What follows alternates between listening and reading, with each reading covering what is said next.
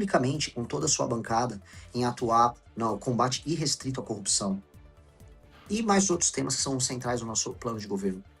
Fazendo assim, de maneira transparente, sem colocar bandidos, nós faremos alianças com todo mundo, ou quase todo mundo, tá? Agora, tudo na vida tem o seu momento. Eu tenho que me provar, eu sou para muitas pessoas uma figura nova. E se eu não conseguir, eu falhei. Então eu tenho. É uma pressão grande porque eu não posso falhar. Eu tenho que chegar lá e eu vou chegar sozinho. O senhor mencionou em entrevista ao podcast Inteligência Limitada que em um momento que falaram ali a respeito do Nordeste, né, dessa região, o senhor chegou a dizer que o Flávio Bolsonaro copia seu slogan Nordeste é a solução, né? E que outras figuras também o copiam. Quero saber quem te copia e no caso de Flávio Bolsonaro e também mais aprofundado a respeito desse slogan, de que o senhor tem se aproximado do Nordeste nessas expedições, nessas andanças por aí, como é que tem se dado também essa aproximação? O único político que rodou mais o Nordeste do que eu foi o Lula. É isso que eu posso dizer. E não agora na campanha. Na história dele. O Lula já rodou de ônibus o Brasil. Ele fez a Caravana da Cidadania em 1995. E eu respeito isso. O Lula é meu adversário de vida. Eu odeio o Lula. Mas eu tenho que entender o que os meus adversários fazem para eu poder fazer melhor do que eles. E eu pretendo rodar o Brasil de carro, ganhando ou perdendo a eleição. Eu vou rodar, eu irei em todos os municípios do Brasil. É um compromisso que eu tenho, porque eu só poderei ser um líder estando nos lugares e falando com as pessoas. O Nordeste é a solução para os problemas brasileiros, porque desenvolver economicamente o Nordeste é resolver problemas históricos de lá, mas problemas políticos de cá. Estou aqui em São Paulo. A pior classe política que tem no Brasil é a do Nordeste. A do Norte também é muito ruim. Não que o resto seja muito bom, tá? O Rio de Janeiro é um lixo e tal. Mas, no geral, quando eu faço uma média, nada é pior do que um político no Nordeste. Eles vivem da pobreza das pessoas. Eles precisam das pessoas pobres para continuarem sobrevivendo. É uma gente maldita, amaldiçoada. E se eu faço desenvolvimento econômico de lá, as pessoas param de votar no político que dá coisa para elas. Por isso que eu falei, o Nordeste é a solução dos problemas brasileiros. Ou seja, um raciocínio complexo, histórico, com leitura e com proposta. O Flávio, como ele copia tudo, e eu falava, eu já usei o slogan do Nordeste é a solução muitas vezes. Aí o Flávio vai fazer um evento no Nordeste, aí bota uma camiseta do Nordeste é a solução, porque o Nordeste é a solução pros votos dele pra ele ganhar a eleição. Esse cara é um idiota completo. Aí quando eu falava em direito penal do inimigo, eu tinha um slogan que é o prendeu, matou. Aí o Flávio foi lá com o marqueteiro, eu preciso fazer isso igual, o que eu faço? Aí o marqueteiro, faz prendeu, neutralizou. Né, o que eu faço com um cara desses, né? É uma imitação mal feita do que eu falo. A imitação chegou num ponto que eu fui o primeiro pessoa a trazer para o Brasil a discussão sobre trazer IA e Machine Learning para o SUS. Nós temos uma proposta enorme, você tem que estudar o que o Google fez em algumas nações, o que a China está fazendo, o que o NHS está fazendo lá na Inglaterra, que é o sistema, é o SUS deles. Aí o Flávio vai lá, eu vou colocar inteligência artificial no SUS. Hã? Como? Qual é a instância que ela vai ser utilizada? Vai ser machine learning puro e simples ou vai ter uma IA trabalhando para isso? Você vai ter. Um sistema de prontuário único? Porque ele fala isso e ele não sabe que a IA só vai funcionar com prontuário único. Ele não fala de prontuário único. Então, ele copia o slogan, mas ele não copia a proposta porque ele não estuda. Porque o Flávio, assim como os membros da família dele, ele tem déficit cognitivo. Tô sendo elegante, isso quer dizer que ele é burro. Então, ele só fala as coisas mais simples e vai jogando pra frente. Isso me irrita muito. Isso é uma droga, porque você tenta ser verdadeiro, de verdade. Assim, eu sou uma pessoa verdadeira. Eu posso tá perdendo voto com o que eu tô falando aqui. Mas eu prefiro falar a verdade o tempo todo. E eu não consigo lidar, me faz muito mal lidar com pessoas que são falsas o tempo todo.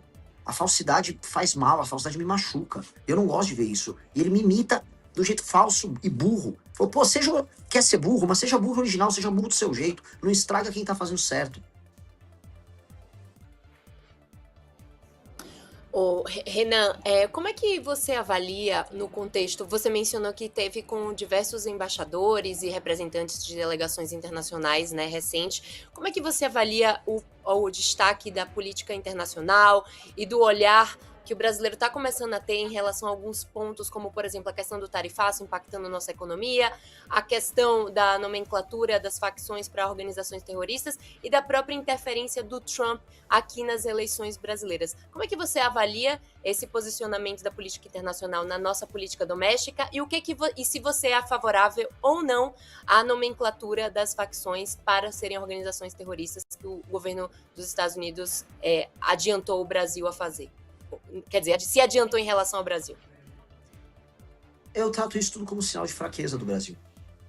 Um sinal triste de muita, muita fraqueza. Os Estados Unidos, eles estão agora no fim da hegemonia global única como superpotência. Agora você tem duas superpotências, que é os Estados Unidos e China. E essas duas superpotências, elas vão começar a buscar arcos de aliança no mundo. Os Estados Unidos precisam de todo o continente americano, lá da Groenlândia, lá no norte, até a Patagônia, lá no sul, como uma reserva estratégica. E a gente está aqui no meio. E os Estados Unidos estão usando não só as tarifas, mas a força geopolítica deles para enquadrar a América Latina inteira, para espalhar, para retirar a influência chinesa. Então a China tinha influência na Argentina, os Estados Unidos, com seu aliado Milei, tirou a influência chinesa na Argentina. A Venezuela era um entreposto chinês aqui na América do Sul, ele derrubou o governo, e ele vai interferir mais ainda. E eles vão precisar alinhar o Brasil com eles. Então, este processo, que é em grande medida humilhante para o Brasil, tá?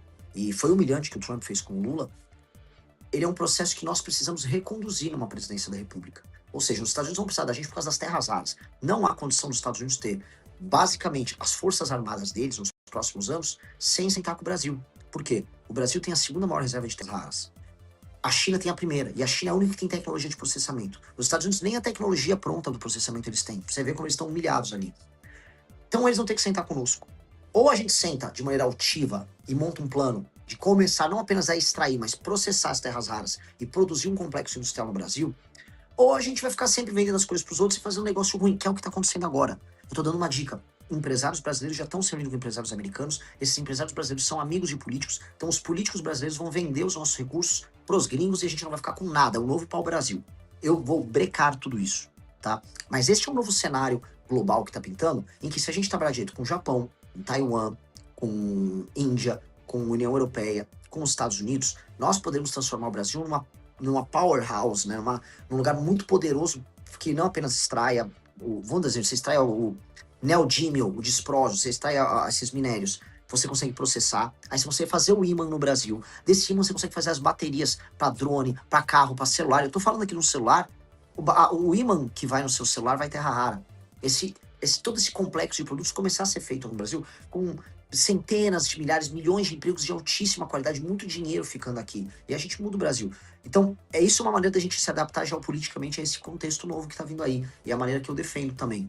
Sobre o enquadramento como organizações terroristas, eu sou bem direto. Eu fui o primeiro a trazer no debate público o enquadramento como aquilo que chama de direito penal do inimigo, que é tratar como um ente diferente, anômalo, a facção.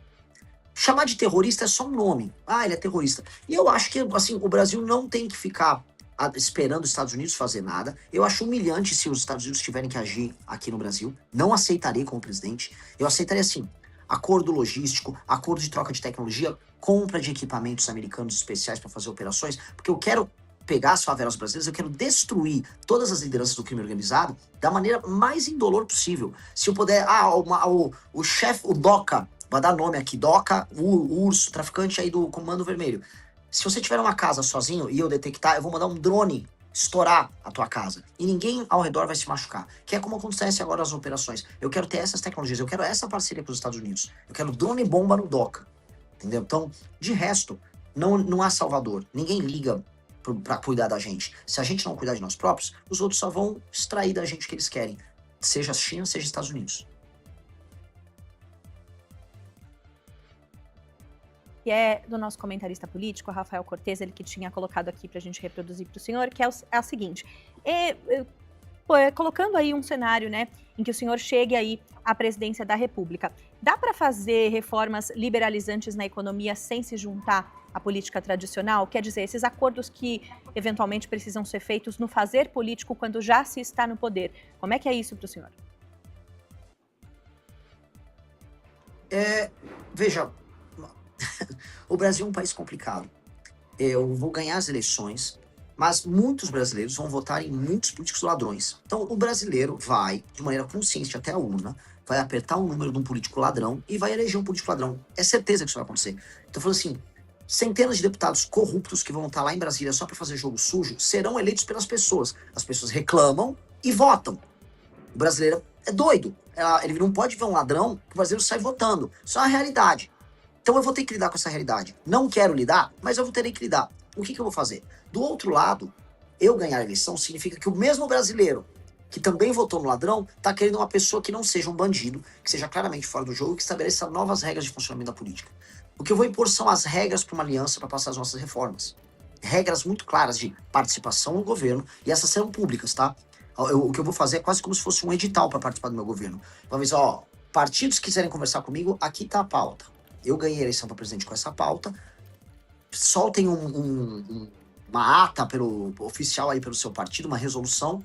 Com essa ata vocês aderem, e aí podemos, como pessoas absolutamente probas, compor governo e montar uma maioria na Câmara dos Deputados, uma maioria no Senado, para podermos trabalhar. Este vai ser o critério. E eu vou conversar com todos. No início, eu vou precisar passar uma PEC fiscal, muito bem levantada pelo comentarista, que é uma PEC fiscal que é agressiva e que vai resolver a questão brasileira das contas públicas que estão estourando, que vai permitir que depois eu baixe imposto, que o juro fique mais baixo, que invistam no Brasil, que o emprego aumente. Eu preciso fazer isso já. E eu vou precisar fazer isso com critério. Agora, você não vai me ver aqui num governo que compra as pessoas, que vai entregar a estatal para vagabundo de partido vagabundo ficar ganhando dinheiro. Não tem o famoso, olha, pega o ministério com porteira fechada. Não existe essas discussões de porteira fechada. O Brasil, por exemplo, se você entrega um ministério com porteira fechada, significa que aquele partido vai roubar de porteira fechada. Isso acontece no governo do PT, aconteceu no governo do Bolsonaro. Nós temos que disciplinar isso, não pode funcionar dessa maneira. E os partidos sabem que terá que ser assim, porque se eu ganhei a eleição, significa que o eleitor já está com essa mentalidade. Então eles vão ter que se adaptar. Se não se adaptarem, eu não vou ceder para eles. Eu não vou ceder para eles. Eu não vou entrar em guerra com os deputados, mas eu também não vou ceder para eles. Para finalizar, pré-candidato, quero saber o seguinte: pintei aqui um cenário em que o senhor se elege presidente e agora o contrário, né? Em não se elegendo, tendo ali o cenário de segundo turno, o presidente Lula e o senador Flávio Bolsonaro. Para quem o senhor acaba fazendo campanha ou vai se isentar desse debate? Eu vou pro segundo turno. Eu nunca vou trabalhar com hipótese. Não se vai pra guerra imaginando que você vai perder. Imagina a seleção brasileira agora. Não, tô imaginando em torcer pra França agora no final. Não pode. Mas exercícios de suposições existem nesses momentos, porque também faz parte do fazer político, né, pré-candidato? Lógico. E aí quem faz são os jornalistas que trabalham com cenários. Eu sou um líder, eu não sou um jornalista. Então eu não posso não me comportar como líder aqui diante de vocês. Um líder, eu não posso falar pras... Vou colocar aqui dezenas de milhares de pessoas que me divulgam, que estão agora falando meu nome. Olha, se eu perder, eu vou fazer tal coisa. Eu não posso fazer isso com elas. Eu não posso. Porque elas foram as primeiras pessoas a se juntarem a mim pra gente começar a construir essa história. Elas brigaram com seus familiares. Às vezes, elas tinham pai petista, mãe bolsonarista, e elas tinham uma terceira posição e apanhavam dos dois. Os dois se juntavam pra brigar com elas. Foi muito difícil pra essas pessoas estarem aqui. Eu não posso falar pra elas que eu vou perder e que eu imagino que eu vou fazer se eu perder. Se eu perder, a única coisa que eu digo é que eu vou provavelmente chorar. E vou abraçar as pessoas que lutaram comigo e vou ficar muito bravo, porque eu tô dando toda a minha energia nisso. Eu não vou aceitar ter uma mentalidade que não seja vitória. Eu vou lutar até o fim. Eu não posso pensar assim. Peço desculpas pra você, porque eu sei que você tá fazendo um trabalho jornalístico muito sério. Essa é uma pergunta importante pra leitura de cenário. Mas eu não sou essa pessoa. Eu não posso te responder essa sua pergunta. Não tendo que se desculpar, já tá respondendo, é legítimo, e te agradeço por essa conversa aqui. Renan Santos, pré-candidato do Partido Missão à Presidência da República, conversou conosco aqui no Rede TV Notícias, primeira edição. Muito obrigada, bom dia. Obrigado, foi uma honra estar com vocês, excelentes perguntas, adorei a entrevista, adorei a tese das Kardashians, vou começar a usar. Olha, eu quero direitos copyrights, viu? Aquela que é royalties. Eu vou citarei você. Royalties, tá bom? Tchau. Muito Fechado. bem. Tchau. Curtiu o vídeo? Então não se esqueça de deixar o like e de se inscrever no nosso canal para receber cortes como este todos os dias.